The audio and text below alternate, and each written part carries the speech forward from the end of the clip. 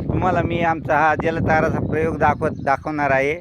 आणि आता या ठिकाणी आम्ही जवळपास 15 बाय 10 आणि खाली 7 फूट खोल असा खड्डा या ठिकाणी मागच्या वर्षी केला होता। आणि यावर्षी त्यामध्ये दगड आणि मुरुम यांनी भरून घेतला। आणि हा ताराचा प्रयोग तुम्ही बघू शकता। त्या ठिकाणी तिकडून येणारं जे पाणी आहे ते पाणी या ठिकाणी बघा कसं गायब होत आहे। तुम्ही बघू शकता आता इथून पुढे पाण्याचा प्रवाह अजिबात नाही आहे। पूर्ण पाणी याच्यामध्ये पाणी जिरतंय, पूर्ण जिरपलं जात आहे। तुम्ही बघू शकता आता या ठिकाणी बघा, या ठिकाणी पाणी कसं जिरतंय।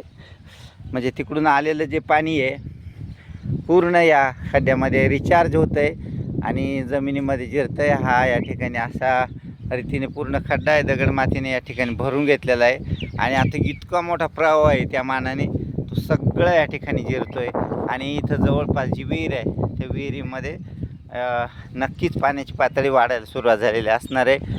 तुम्हाला मी दाखवत आहे आता इथं ही जी दृश्य तुमच्यासाठी। आता पाण्याचा प्रवाह साधारण आता इकडून येणारा किती आहे तुम्ही बघू शकता। इथून तर येणारं पाणी थोडं आहे, पण थोडं तुम्ही म्हणशाल, परंतु तरी ते एका मोटरीचं पाणी या ठिकाणी येत आहे। आणि अशा रीतीने आता इथं म्हणजे विहिरीची जी पातळी आहे ती तुम्ही बघू शकता।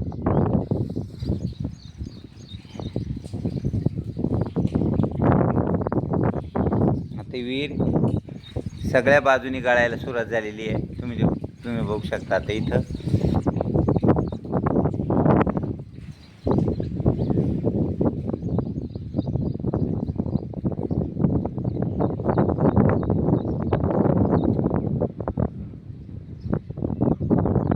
पाणी साचलेलं आहे।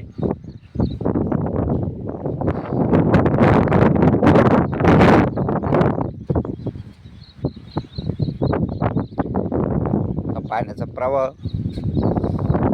या ठिकाणी पाणी असं येत आहे आणि अशा रीतीनं हे इथं पूर्ण पाणी गायब झालं आहे। पुढे पाण्याचा प्रवाह तुम्हाला अजिबात दिसणार नाही। बघा तुम्ही इकडं अजिबातही पाणी नाही आणि पूर्ण पाणी या ठिकाणी गायब होतं आहे।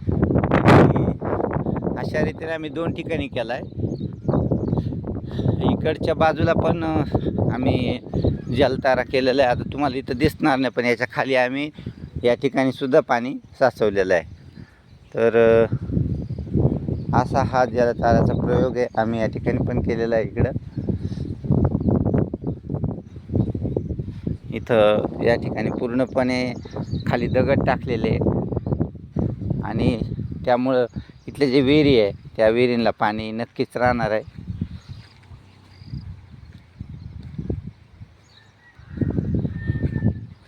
तर मित्रांनो, मला आजच्या दिवशी तुम्हाला हेच दाखवत होतो जलतारा कसा यशस्वी आहे। तुम्ही सुद्धा तो नक्की करा। आता बघा तुम्ही इथून पुढं अजिबातही पाणी पुढं आलेलं नाही आहे आणि पूर्ण पाणी त्या ठिकाणी थांबलेलं आहे।